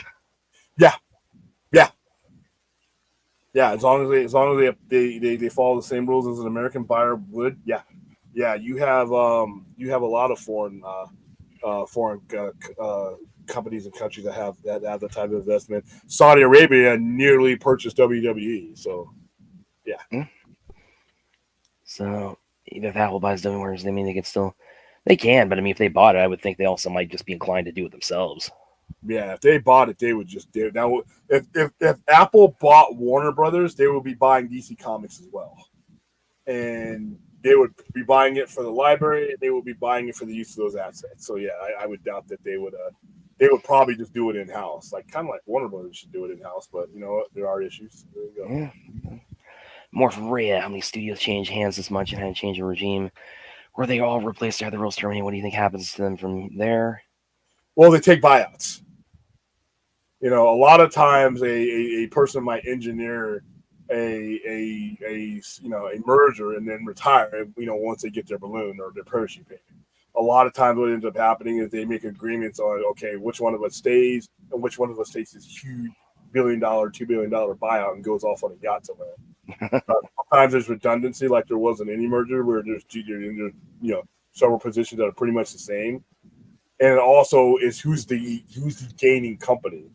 If the bigger company, if the company that's in better financial situation is usually going to be the person that places the personnel in, because you're talking about their stock value and their stockholders have to sign off on this. So that's how Discovery was in a better position, and it was their stockholders that had to agree to it, and AT&T, certain stockholders just had stock in that had to. So the leverage would go with the company that's in a better financial condition. So yeah, they cash in their stock and maybe get a severance prorated from the revenue earned, rent termination, license deals in perpetuity. Given yeah. Again, this is all. Well, I thought you were asking me. I thought we should go back to their last one. This is why I let you guys tackle that. Okay, so she was making a statement. So okay, I have a question. One from Droga here. I think that's probably going to be a hard no from William. No, excellent. Sorry, get off there. More from Rhea here. Licenses, video sales, merch. They continue to get a cut ongoing. Yeah, they worked out all in their golden parachute. So if he flies off into the sunset, he's taking a lot of money with him. William, question: what was AOL Warner? I think you mean AOL Time Warner. It's bullshit, is what it was. It was when Ted Turner basically merged with AOL, which at the time was one of the biggest things going. But it was a disaster. As a wrestler, it is probably one of the biggest disasters. It allowed it just went, it was think of what the AT&T was for, but it was the same thing but worse. They basically started, in my opinion, Warner Brothers on path to ruin. But that took place in the mid '90s and lasted until mid 2000s. But it was again, this is like all this, and it's like I've been told, it's like, Brad, you should, get some stock yourself. My problem is like I am just not a math guy. I am just not a math guy. Right now, you don't have to be. You just look at Warner Brothers stock and it's like, you see that amount and you're like, I can afford that and do it. But then also discussing all the the kind of transactional stuff too, is that where it's like everything Reyes said, it's like, I'm just imagining like being in her office on the other side of the desk and like just have this blank look of like a deer caught in headlights on my face. Yeah, the AOL Time Warner merger was fucking. I'm telling you, it's like you don't want me anywhere near math class, man. Yeah. So actually, Rhea's doing a little bit. She's getting a little bit on the trolling game here now. Good burger risk to reintroduce all that Amanda shit. You've corrupted Rhea, guys. Okay, I'm gonna spare you this one from Vince. From Anthony here. Joke around. I know it seems Bob Iger is cutting costs over Disney right now, but he seems sweeping in at the price they're predicting it's not be sold for WB and buy. Disney. I don't see Disney buying WB. No, Disney, they got their own problem right now anyway. Well, that and plus they just the Fox purchase. They actually bought a company of Fox that's actually worth the money. They purchased Fox for $74 billion. They're still dealing with that. So, yeah. Disney's really not. Disney's huge, but they're not big enough to really do that without hurting again. So, and like I said, why would you buy a company like that has that much debt?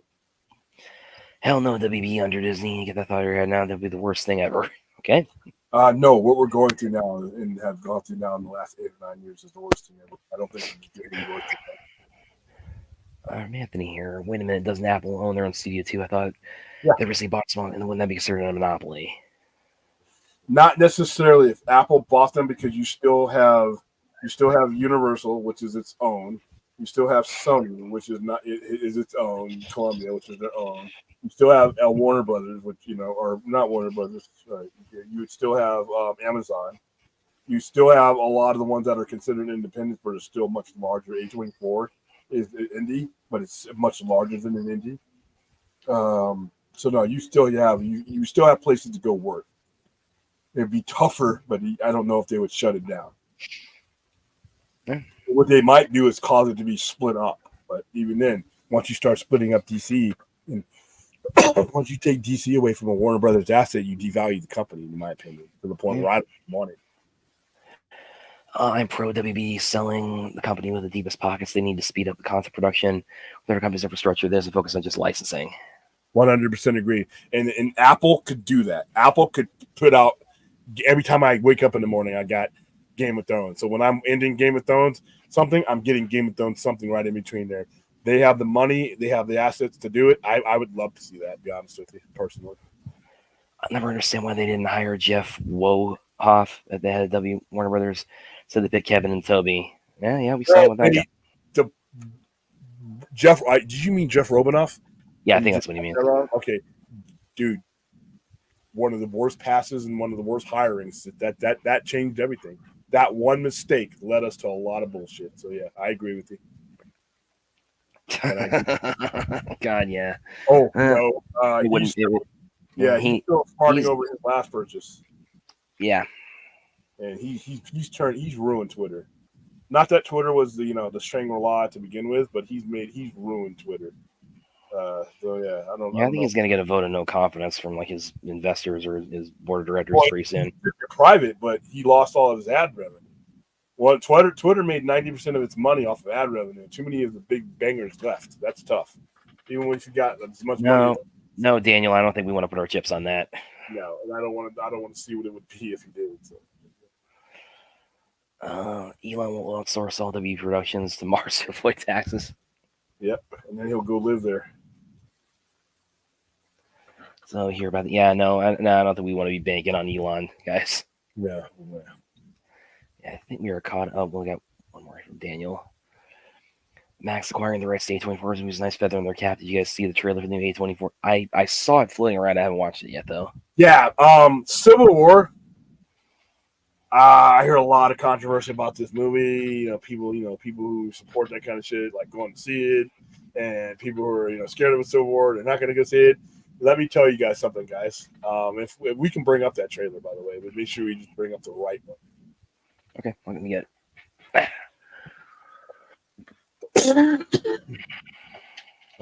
Pure Hollywood fantasy, but hey.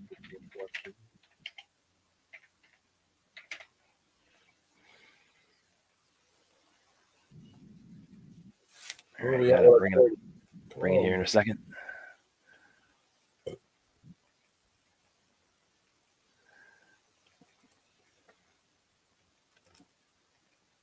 All right, there we go. So let me go ahead and play. Is that official? Yeah. All right. 19 states have seceded. The United States Army ramps up activity. The White House issued warnings to the Western forces as well as the Florida Alliance. The term president assures the uprising will be dealt with swiftly. Let me know if you want to try anything on. Are you guys aware there's like a pretty huge civil war going on all across America? We just try to stay out. With what we see on the news, seems like it's for the best.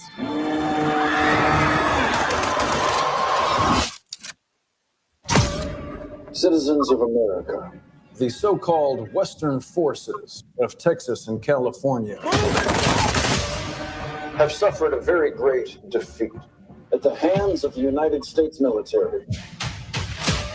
Mr. President, do you regret the use of airstrikes against American citizens? You're moving to D.C. today. You need to go down there. They shoot journalists on sight in the Capitol. Every instinct in me says this is death. Bloody. Every time I survived a war zone, I thought I was sending a warning home. Don't do this. But here we are.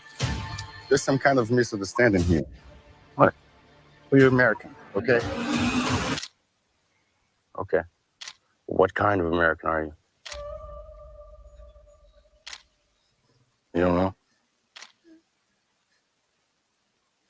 The Western forces will reach the White House on July 4th. Oh my God. Get in the car! Get in the car!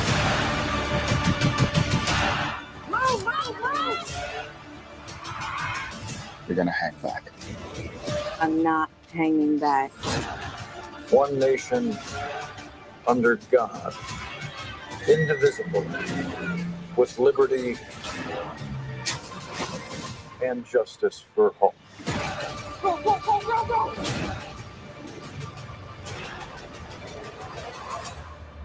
God bless America.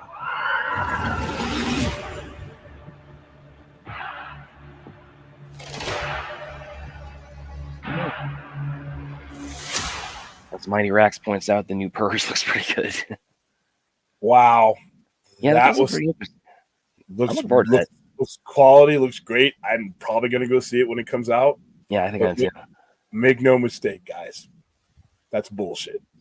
There's so many reasons. First of all, California and Texas, we're not teaming up. That's not happening.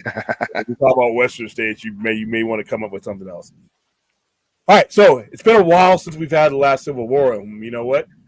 I was thinking that too. It's like coming out just in time for an election year. Here's why I don't think this would ever happen. I'm not saying that there are people out there that would love to cause this type of stuff from happening. But here's how this is gonna go. All right, and I remember when we did our civil unrest training, National Guard, because obviously this was a thing. Is nobody, Joe Sixpack and Mary Sixpack, nobody wants the way of life, no matter what complaints they have about their country. The vast majority of the people that live here, the vast majority, I'm talking about 85 to 90%, do not want the upheaval that a civil war would cause. They're going to side with the one who's going to win the most likely and quickest. And trust me, any comparisons you use up to the United States versus anybody, Afghanistan, Vietnam, this ain't Afghanistan, this ain't Vietnam.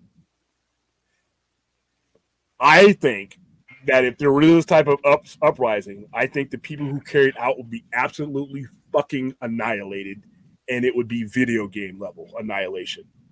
So here's why. When you're fighting a war in another company, another country, another world, you have to go in there. You have to transport logistics.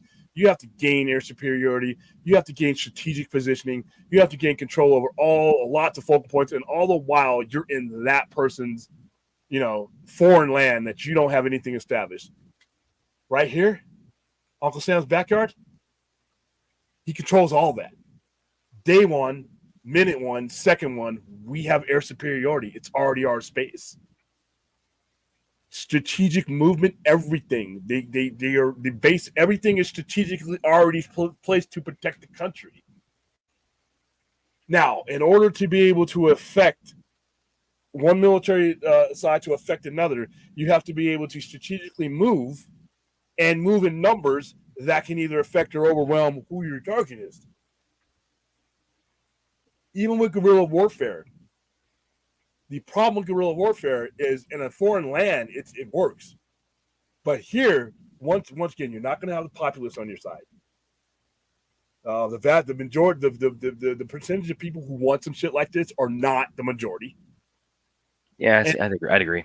You would not be able to strategically move. You literally, like I said, not gaining air superiority. You would have it in one day. In the minute you decide I'm going to strike out against the Union, you're already under their air power. You are already under their strategic armor. They have it everywhere they need to get to you. There is nothing that the average citizen possesses. Nothing that the average citizen that is going to match up against that. We control the communication. Even if they went underground, you would have to stay there. You would, and like I said, you could survive in your bomb shelter, but in order to strategically affect the enemy, you must be able to move and strategically and in numbers that would affect them. And just by them sticking their heads out of the hole, they're dead. Some 17-year-old kid in Tampa who's got an Xbox over here and his drone controls right here is going to kill you. Every time you try to move an asset, it's going to be gone. Well, now to play a little bit devil's advocate, Anthony does have an interesting, I think, caveat to that. William, you don't know if military people join this revolution that believe in the cause. That's the issue. The problem is that, and we've discussed that within the military, is those people have families that live amongst this.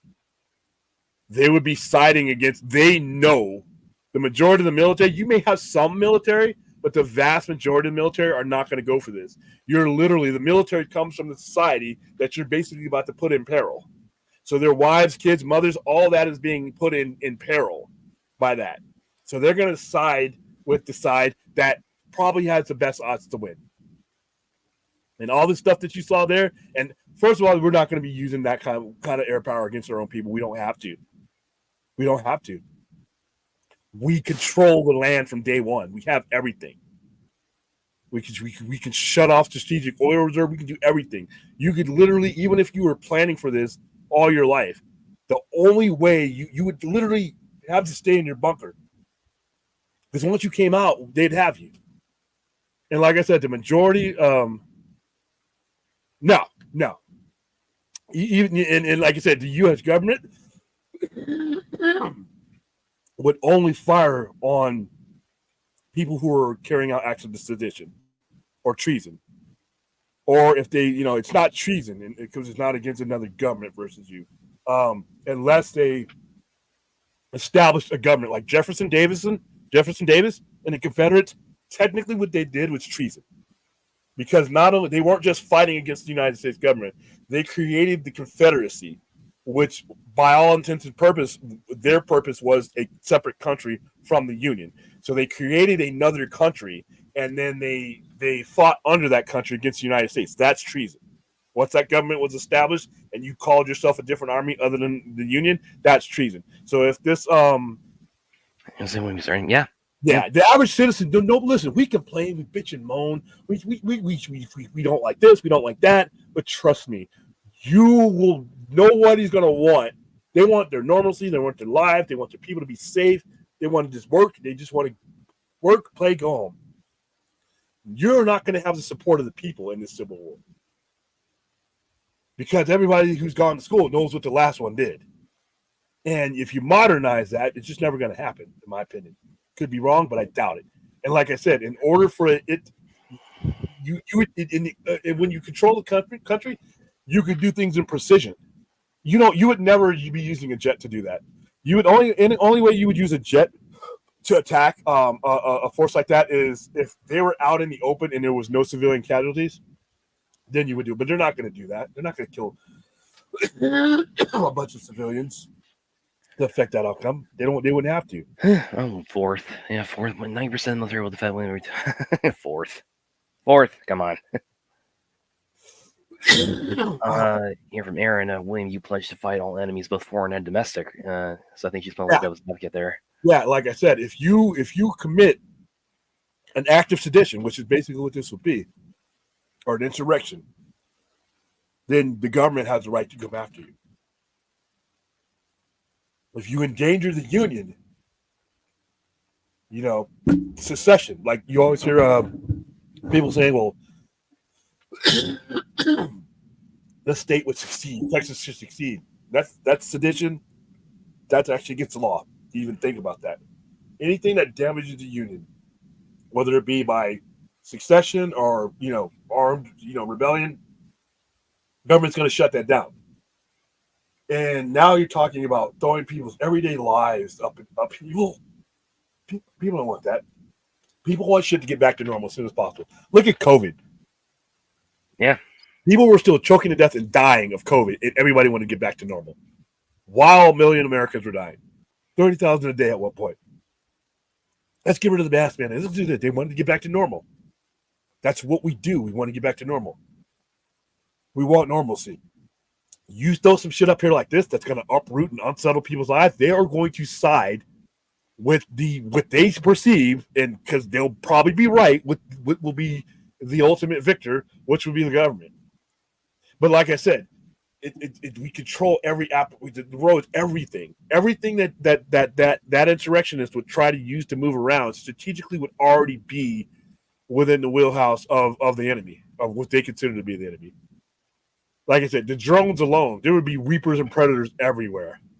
I mean, insurrectionist Joe would not even be able to leave his shed to get to his truck without it coming up on a little screen and somebody pushing a button and taking him out. They would know who to go after, even though they would have taken steps to be hidden in all this. Listen, our intelligence isn't a joke. And, but once again, in order to be able to broadside attack me, you have to come out and get me.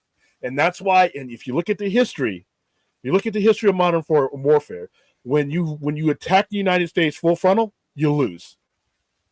The only gray area are things where like Vietnam, where you can use guerrilla warfare and everything else. But even then, that's in a foreign country. That's the difference is you're attacking Uncle Sam in his country that he controls, not a visitor, not a foreigner, our own country. So now you're talking about the only way you would be able to do it is a full frontal assault to where you took out enough of the U.S. military to be able to move and maneuver, and that's just not going to happen. That's just not going to happen. There's nothing you have that's going to take down the kind of air power. Well, a Griffin missile is as big as the screen. It can, Well, and it's the same. It's kind of the thing. What everything you're saying is kind of what I've always thought too. And I mean, not to get too overly political here, but I mean, when you hear people kind of cite the Second Amendment as the reason for the Second Amendment is the citizenry. It's a way for the citizenry to keep the government in check. Basically, unless we need to launch another revolt, and again, I think like with the kind of arsenal the average person would have versus the U.S. government, the U.S. military, that's not not really a fair fight. Yeah, and you got highly trained individuals too that are in the military. I mean, you have special, and like I said, a lot of this would be taking out the heads of this. The first thing Uncle Sam would do would take out the heads of this insurrection. They would know they live here. They know who they are.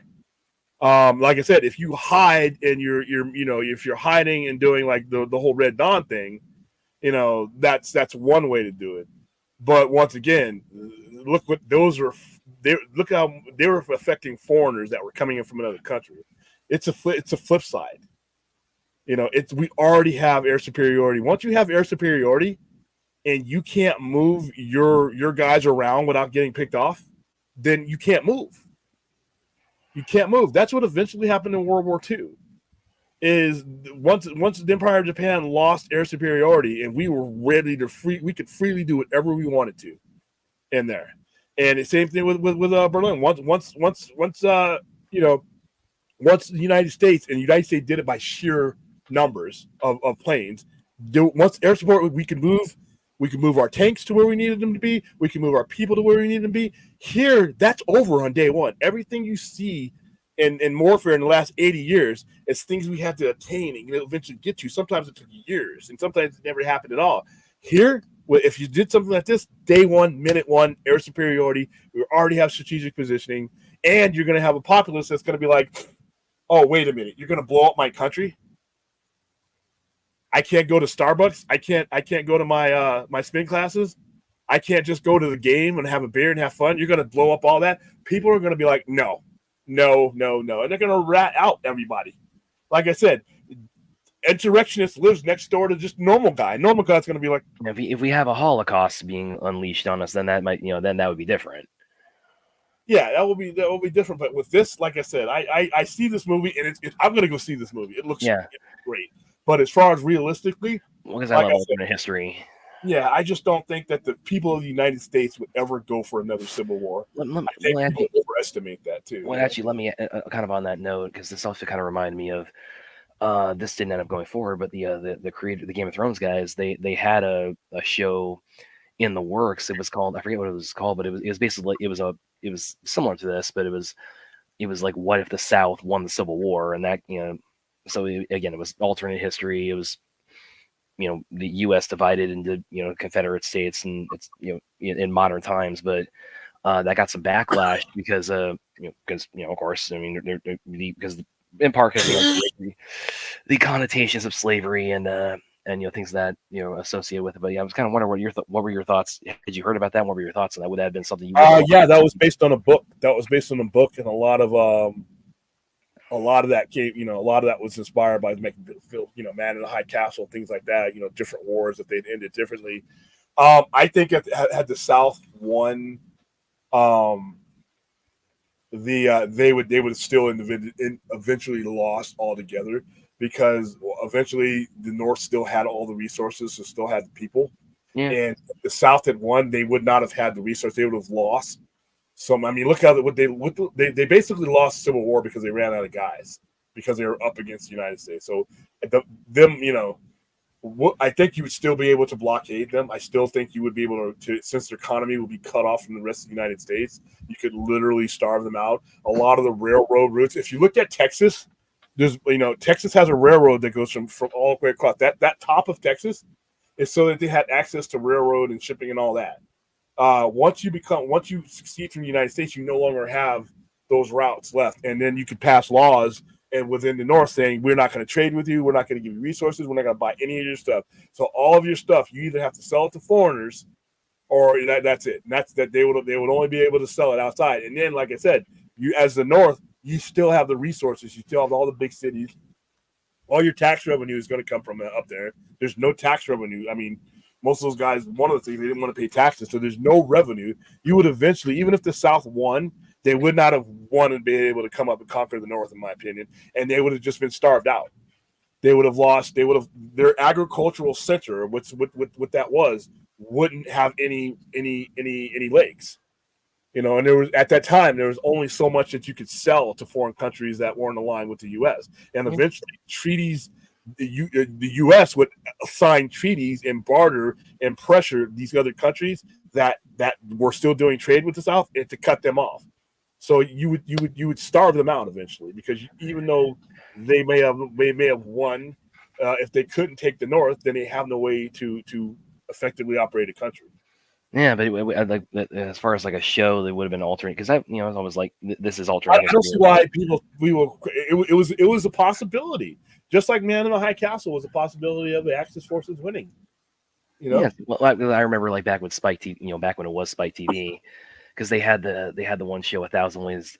They had shows like 1,000 Ways to Die and things like that, and they did this one that didn't end up being a series, but it was kind of more of a one-off, one-shot kind of thing. And it was like, what if the Nazis won World War II? Well, have you ever read Man in the High Castle, or have seen Man in the High Castle? I have not. No. Oh my goodness, you need to. Because that's about what if Hitler won? Yes, that is what if the Axis won, and it is amazing. It is amazing. You need to watch that immediately. Well, like a lot of what they point out in that episode, they say it's like if things had just gone like an inch or two in the other direction, it's like it could have been very possible they could have won. Well, if you look at Man in the High Castle, FDR, his assassination attempt actually succeeds, and and Hitler and Heisenberg developed the atomic bomb before the United States. Yeah, that's something they also go into, is like Nazis, they're involved with nuclear energy. Yeah. And by the way, Black Star, let me pull this up here. Civil War would happen would be by dumbest and same people from January 6th. Alex Jones interview. If Alex Jones is leading the uprising, I don't think we have a lot to worry about. All right, let me read this real quick. Civil War would happen, but it would be done by the same people from January 6th. Alex Jones said in the interview, okay. Yeah, Alex Jones is the leader of that insurrection. I don't think that's going to last too long. All right, on their best day, though, you are putting those individuals up against the majority of the United States population, the U.S. military, and the U.S. military on their own home soil. There's a difference between storming the Capitol and taking on the military, and the type of assault that you would have to fight is just not one I think they can win.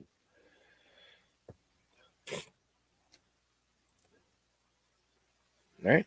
So yeah, Willie, we're both in agreement. Alex Jones, not to, he be the General Custer of the of the theoretical modern day American Civil War. Well, and none of those guys are the kind of military strategists that you would need. And like I said, you're also going up against seasoned combat veterans, officers, and NCOs that have just finished fighting 2 wars. But like I said, those wars are wars that are on someone else's soil. It's a hell of a lot different. You don't have to strategically place your people. You don't have to spend years of developing an intelligence apparatus to find out what kind of situation is in this country, that country, what kind of allies. It's already there for you. You are literally starting at a massive disadvantage that I don't think any insurrectionists can overcome. Now, could they cause damage? Oh yeah, they could cause damage, but not the kind of damage that would break the military that they're fighting. You know what I mean? You could be a nuisance, but eventually the people around you are going to be like, you know what? I know what the United States military and the government provides. Uncle Joe Bob and his militia. I don't think I want to hand over everything to them. Aaron's got a little bit of history for us here. There's an Australian connection to the U.S. Civil War. People from the South tried to recruit people from the colonies here to fight for them, but when the authorities found out, they were thrown in jail. I remember learning that in school. So thank you for that history lesson there, Aaron. Also, you got to figure one of the biggest countries in the world at that time had already outlawed slavery and the shipping of slaves and everything else, and that would have been a major ally to the U.S. Not only would that have been a major ally to the U.S., but it would have been a major customer that the South wouldn't have access to, because the U.S. would probably be signing treaties banning dealing with the South, and every other country would, because eventually it would just be too much of a hassle. It'd be just too much of a hassle. So go ahead, next one. Fort saying the U.S. military can beat. Yeah, but again, we're talking about a very, very different situation. We are. Vietnam is not America. We didn't have 100% control of Vietnam on day one. We never gained 100% control of Vietnam. We never truly gained superiority. So yeah, you're talking about you're also talking about a different type of war too. Like I said, in Vietnam, as us being the aggressor and being the invader, we were at a disadvantage as far as they didn't have to bring a full frontal assault against us. Here in Vietnam, we didn't even have all the Vietnamese people with us. They were all on the same page as us. Here, the vast majority of the people, for the reasons I said, you fuck up my Starbucks and my way of life, we're gonna side with the guys with the big guns. Nobody wants this shit. Not enough people want this shit for them. Like I said, you could have an insurrection, a couple of pockets of people, and they might even band together. But trust me, Billy, the airman first class, sitting in an Air Force base in Tampa, is going to put a Hellfire missile on everything that you have. Every time you try to come out of your house and move something, they're going to take you out. Every piece of communication you think you're hiding from them, the NSA has literally made it a career to tap communications. Before you even know what communication you're going to use, they're going to anticipate you. You know why they're going to be able to anticipate you? Because they live here. It's their country. So yeah, it's Vietnam and Afghanistan are not good examples. They're not good examples because we're already here. Like I said, but it's a cool Hollywood movie, though. It's a cool Hollywood movie. I mean, I'm all, Yeah, looking forward to it, too. Yeah, it's going to be fun to watch, but like I said, just like Red Dawn, by the way, guys, Red Dawn was entertaining, right? I love Red Dawn. Yeah, but it's bogus. Red Dawn would never happen here. But the Russians, there's another thing too. There's a show called America. It was a TV miniseries. That what if the Russians had exploded a nuclear weapon over the United States, and all the power went out and everything else, and they ran in and took control over America, and we lived under a Soviet occupation for 10 years because, okay, these are things that are really cool on TV. First of all, if the Soviets, the reason why the Soviets never launched a nuclear weapon towards us because they knew it would happen. Everybody went back at them. And they disabled America's communication. Doesn't matter. Once you lost communication under those circumstances, those subs have standing orders to turn those keys, buddy. And trust me, somebody somewhere, even if they couldn't communicate with somebody in America, we got people all over the world. We got people all over the world.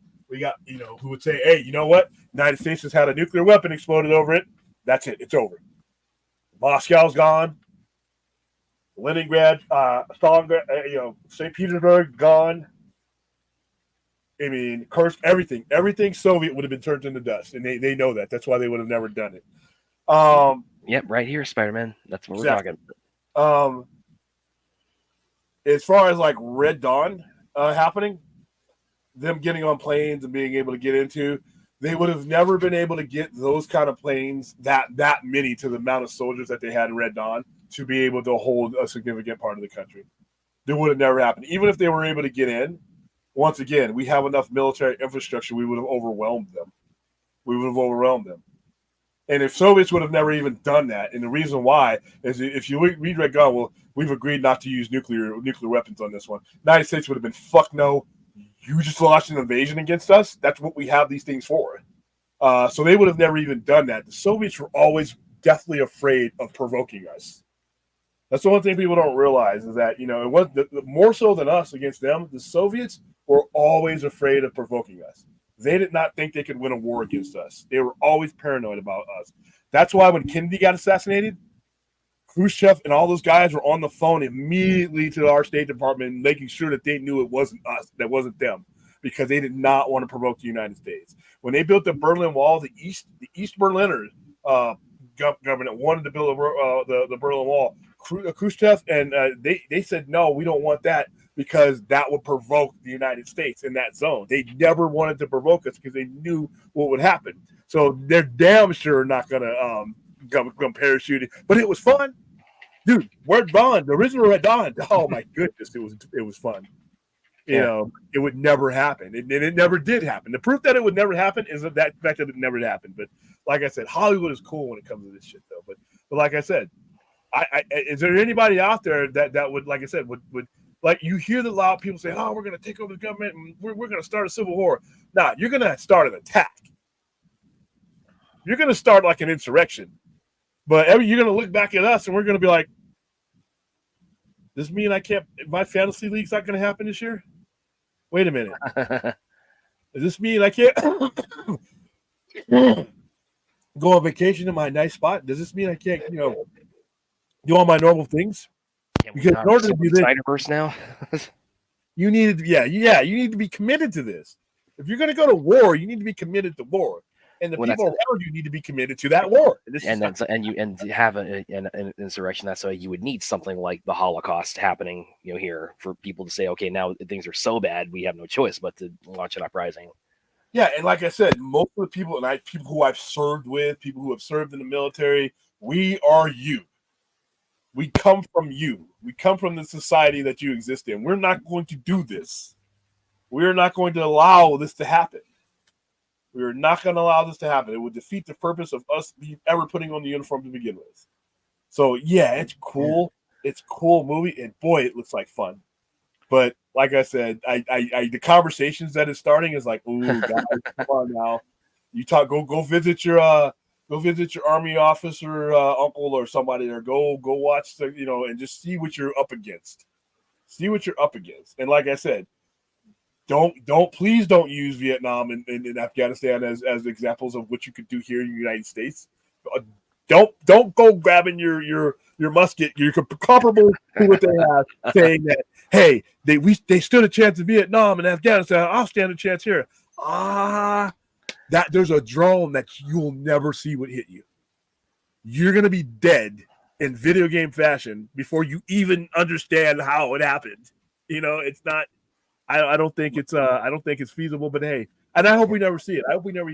Yeah. I don't even want anybody to try to do it, because even if they try to do it, I think it would be crushed immediately. But it would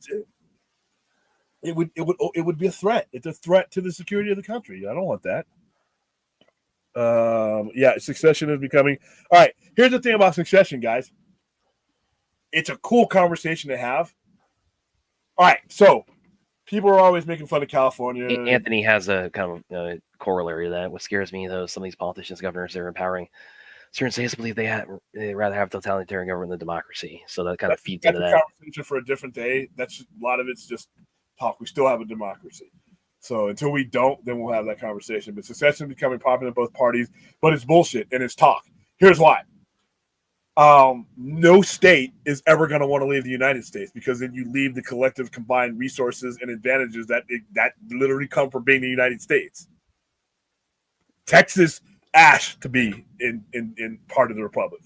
The Republic of Texas petitioned to become part of the United States. So, and there's no country right now that was going to want to leave. They can talk all that bullshit that they want to.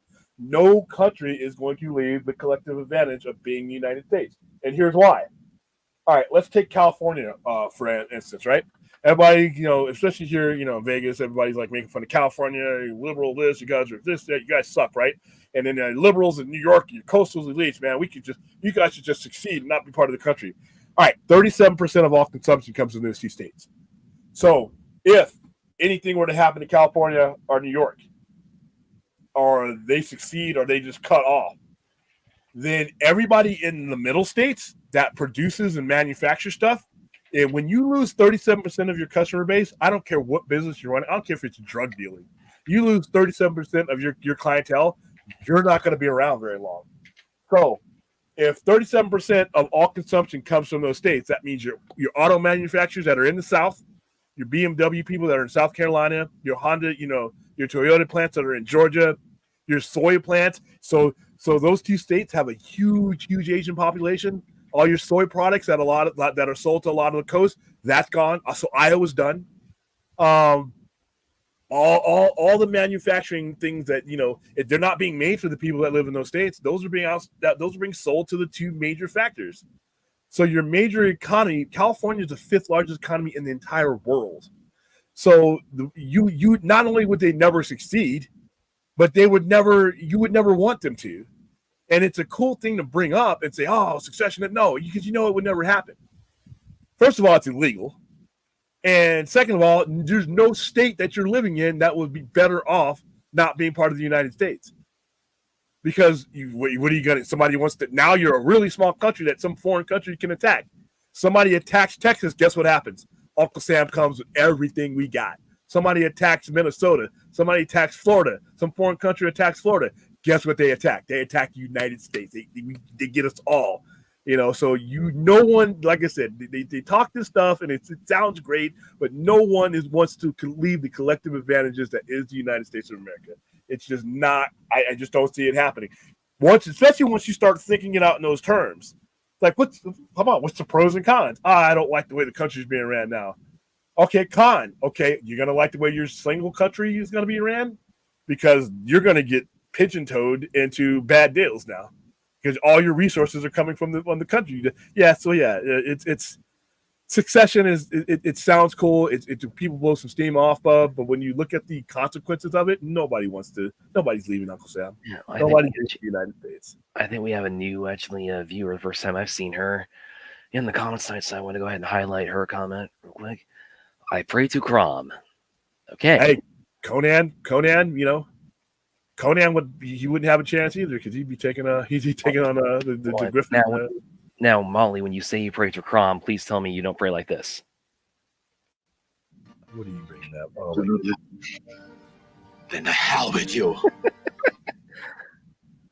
I love that. That was funny when he's praying to Crom and said, "If you don't grant my wishes, fuck you." yeah. It's like I said, this was cool. It's going to be a fun movie, but the Civil War and all this, and like I said, but it's going to start some really weird conversations. And I'm like strategically thinking, I just don't ever see it happening. I just don't ever see it happening. Well, again, it's like starting weird conversations in an election year, which like, that's definitely gonna be a lot of editorials about that. But like you said, it's like, it's not. Nobody, like you said, I don't care how angry you are at the United States. Are you better off with the other 49 states? Even if you were to get a group of states to do it, you're still, the majority of us are going to stay with the Union. Like I say, it would never happen. That's literally, once again, even if you tried to do it, then tanks would roll in, federal tanks would roll in, because not only you would be breaking up the Union, you're hurting the Union by literally, it's like I said, there's an advantage to being a country. We're never going to get to that. We do this. We say this stuff because we know it'll never happen. That's the cool thing. We know this shit's never going to happen. So that's why we talk about it, because like I said, it's like, it's like the dog chasing the car, but we're never going to chase this car because no one's ever going to get it stopped. So. And you wouldn't know what to do with it if you caught it. Yeah, exactly like the Joker said. So, Texas was its own country at one point, and Vince falls out. Yep, the 1800s. Fourth says that I can see it happening. A lot of flyover states are self-sustainable. All the coastal cities would starve from lack of. Now, it would be the other way around a lot quicker. And once again, in order to, it wouldn't be a situation of them being self-sustaining. If they were going to cause a civil war, they would have to strategically attack, and they wouldn't be able to move.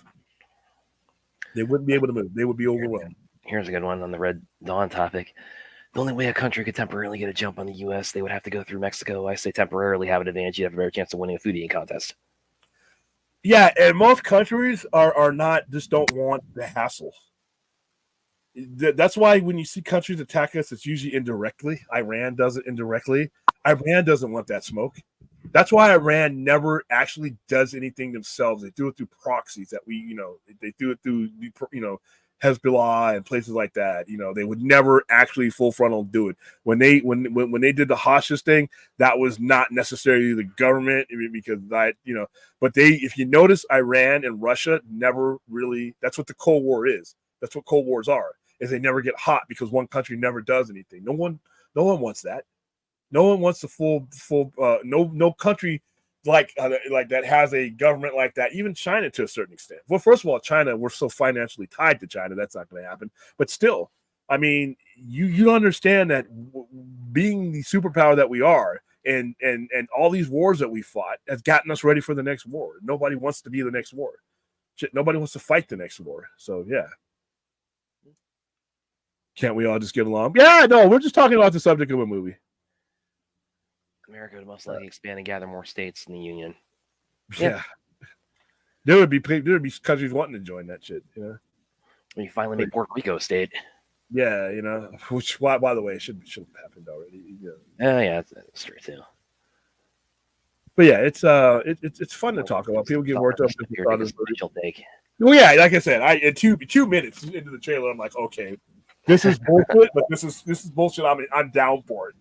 I'm fine with this movie. I'm gonna go have fun with this movie, but just don't. This is not a blueprint, people. Don't be disowning your family members over some shit you saw in a theater because you think no. Don't be messing up Christmas dinner over when you see that movie Civil War. That could happen in real life. Yeah, okay. To make everybody laugh, this happened a few years ago during Christmas. A guy got drunk and high pot and tried to rob a liquor store to get more beer with an alligator in my state. Okay. Well, yeah, I'm assuming he didn't succeed. Because that's a very novel strategy for holding up a liquor store. Yeah, I doubt. Like I said, it's gonna be a fun movie to see. I'm gonna go see it, but the odds of something like that happening are I think almost slim to none. I think people could try it. I think if you could try it, but once again, you're gonna mess up my normal. People just want their normal shit. They want to go to the store. They want to come over to the kids or whatever it is they do. They want to go to the beach. They want to go hunt. They want to do their normal stuff, and they're not gonna. Because you're talking about something that could last 2-3 years. We might re-enlist people who hate his favorite version of Blade Runner. Nah, I got other ways of doing that. But yeah, I mean, no. And plus you got an all-volunteer force too. Yeah, so yeah. Fun movie. But I doubt we have anything to worry about in that regards. Yeah, likewise. I think so. So let's see, William with a lead list. Thanks, Finn. So yeah, so you guys are oh yeah, somebody came in because we didn't yeah, we're just talking about Civil War the movie. Like I said, it's a movie, it's entertainment. I don't think it's a foreshadowing of anything to come. I mean, this joke here in Australia, that Australia is America's 51st state, but how close Australia is to America. Yeah, I mean Hawaii is 5 hours or 5-hour flight, 5-hour difference. So but yeah, and plus, you know what? The world just doesn't want any wars. Yeah. Not like that. People, wars are just just nobody wants one. And like I said, we've been lucky enough not to ever have it literally reach our shores in that respect, the continental United States. We've always been able to fight world wars on somebody else's soil for the most part. I mean, but you're talking about disrupting everything here? Oh hell no. I don't think there would be enough support for such a movement to where those guys would get wiped out. And like I said, we're not just wiped out, annihilated in video game fashion. It'd be like, and you only get one life, really. But it's like I said, it's going to be done. It'll be done from the air. They'll infiltrate all these militia groups, and it's going to be a mess. But yeah, it's a great movie though. It looks like a great movie. It looks like a great premise. But we're losing here. But yeah, I'm not going to lose any sleep over the process. Sorry. All right, where are we at with our charity? Yeah, I think it's kind of circle back on that to kind of wrap up the show tonight. We're still in the same spot. Yeah. Oh well. Well, hopefully we're coming up on payday for everybody. Yeah, payday's Friday, guys. Help out our charity. So yeah, like I said, yeah, if you can, please consider a donation. But if not, even just sharing it around or just circulating among people, and that just spreading awareness about it, that is a tremendous help. So we appreciate everybody who's done that. So like Ruth and Aaron, in particular, you guys have just done a phenomenal job, and just retweeting, posting that, getting it out there. So we can't thank you guys enough for everything you've done so far. Instead of water, but William would demand a 3 Frappuccino stand. Hey, when I went to the board that I went to, I demanded a 3 Frappuccino stand. There was a Starbucks where I served, boy. And the little Egyptian guy knew how to make my shit, dude. Every time he saw me, he was ready for me. He would pull coffee out of the freezer and put it right on the counter. We didn't have to trade words. Once my barista knows what I want, all I need to do is look at their direction. And they either have it ready for me or they start making it. No words need to be exchanged. And that is when you have the connection with your barista that you need to have in life.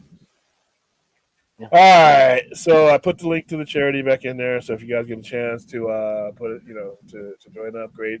All right. So today's Thursday. I always don't know if I'm going to be on tonight because, like I said, I need to take a night off to get well.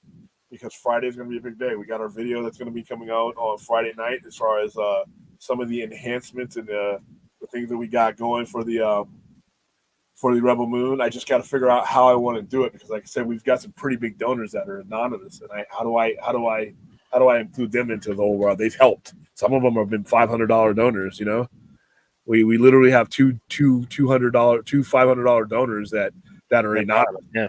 So, and I got another 50. So, but I will figure it out. But we will have some incentives to get us to that $1,400 mark by end of Sunday. I hope. I don't know for sure. I hope I'm on Film Junkie because that will help. And then you'll see us in a couple of different places. But I think we'll get our goal. Even if it's just getting it on that day. If we get it on that day, we sweat it, we get it in. It doesn't matter. And if we don't get our goal, the charity stays open. The charity does not close. Exactly. So there is no such thing, in my opinion, as failure. The only failure would have been if we never tried and we never did it because we wouldn't have raised what we have now.